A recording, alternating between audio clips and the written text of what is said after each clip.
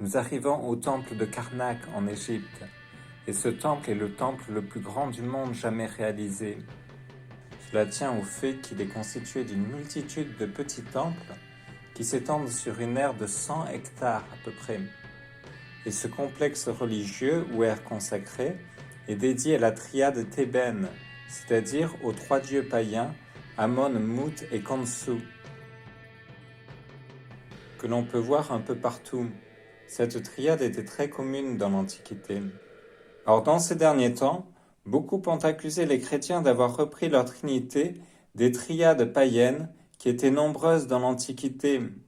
Ainsi, par exemple, sur leur site internet, des témoins de Jéhovah diffusent ce genre d'enseignement que l'on peut trouver aussi chez certains savants. Dans cette vidéo, nous ferons le point sur ce qu'il en est au juste.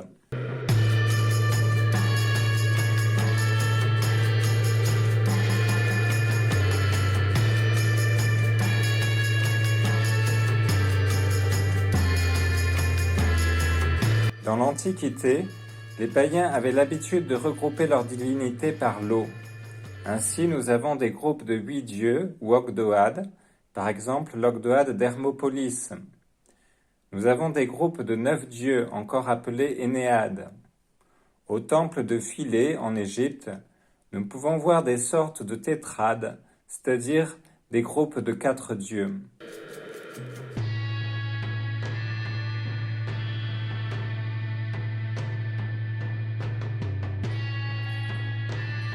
Encore plus au sud, le temple d'Abou Simbel, voué aux divinités d'Amon, Ré, Ptah et Ramsès II déifiés, est célèbre. Cependant, parmi tous ces groupes, et parfois en leur sein, revenaient davantage les groupes de 2 dieux, constitués généralement du mari et de sa parèdre, comme dans l'hindouisme, où Kali est la parèdre de Shiva, et les groupes de 3 dieux ou triades, comme ici au temple de Médiné Abou, Amon, Mout et Khonsu, ou encore ici sur l'île éléphantine en Haute-Égypte avec Khnum, Anubis, Satis. L'hindouisme avait sa trimurti, Brahma, Vishnu et Shiva. Pourquoi davantage le 2 et le 3 dans le groupe de dieux? Certainement pour plusieurs raisons.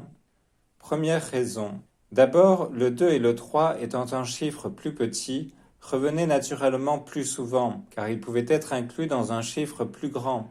Ainsi, l'ogdoade d'Hermopolis est constitué de 4 couples. Mais un couple de 2 dieux ne peut inclure une ogdoade. De même, il y a une Énéade qui comprend la triade Isis, Osiris, Horus. Cependant, une triade ne peut évidemment pas être constituée d'une Énéade ou d'une ogdoade, alors que certaines triades sont constituées de duos, le 2 rentrant dans le 3. Ainsi, la triade capitoline Jupiter, Junon et Minerve contient le duo Jupiter et sa parèdre Junon. Deuxième raison. Elle tient dans le fait que les temples païens étaient constitués de dieux souvent d'apparence humaine ou animale et qui s'engendraient les uns les autres. On a donc des maris et femmes et des enfants. Or, selon la nature, l'on pouvait occuper 3 catégories différentes dans la société. Soit l'on était un homme, soit une femme, soit un enfant. Il suit de là que la plupart des triades reproduisent en fait le schéma père-mère-enfant. Ainsi, par exemple, Amon et Mout mettent au monde Khonsu et forment ainsi une triade. À ce stade, a-t-on des triades comme la Trinité chrétienne? La réponse est non. Pourquoi? Parce que dans le cas de ces triades, nous avons un groupe de 3 dieux distincts. Donc nous sommes en présence d'un polythéisme. Or la Trinité chrétienne est un seul et même Dieu. Du reste, il y a eu déjà une hérésie dans l'histoire appelée trithéisme, laquelle voyait dans le Père, le Fils et le Saint-Esprit 3 dieux différents. C'est une hérésie. Si vous soutenez qu'il existe 3 dieux différents, vous n'êtes plus catholique, vous êtes polythéiste. Et du reste, du fait que chaque personne de la Trinité chrétienne est le même Dieu, il y a égalité des personnes.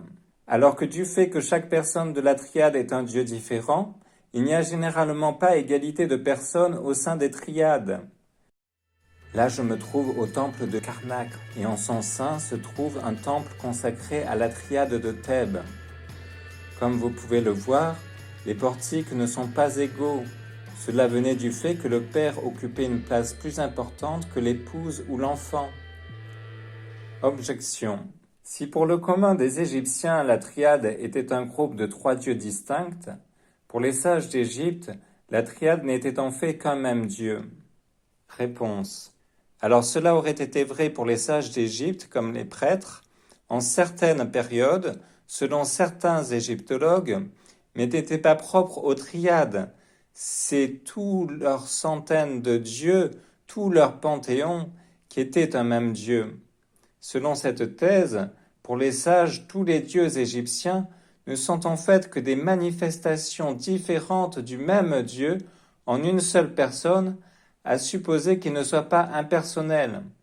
Car pour certains égyptologues, on est en réalité dans un panthéisme où tout est Dieu. Il n'y a donc là-dedans non pas 3 personnes distinctes, ni des centaines de personnes distinctes, mais une seule et même personne revêtant des centaines d'aspects différents. Or, le mystère de la Sainte Trinité est le mystère de 3 personnes réellement distinctes, mais n'étant qu'un seul et même Dieu. Il y eut dans l'histoire de l'Église une hérésie appelée sabellianisme, hérésie qui affirmait que le Père, le Fils et le Saint-Esprit n'étaient en fait que 3 aspects de la même personne. Un peu comme vous auriez Monsieur Michou dormant dans son lit, ou bien travaillant à l'entreprise, ou bien en colère. C'est une hérésie. Le Père, le Fils et le Saint-Esprit sont bien 3 personnes réellement distinctes. Donc chez les Égyptiens, que l'on se place du point de vue du peuple ou du point de vue des sages, nous n'avons pas la croyance en 3 personnes distinctes et un seul Dieu. Nous avons soit 3 personnes et 3 dieux, soit une personne et un Dieu. Et la réponse est la même pour la Trimurti des hindous, considérée par ces adeptes tantôt comme 3 dieux, tantôt comme 3 aspects du même Dieu en tant qu'interagition avec la création. Cependant, il convient d'aller plus loin et de se demander si derrière ces triades ne pourrait pas se cacher quand même une image de la Trinité.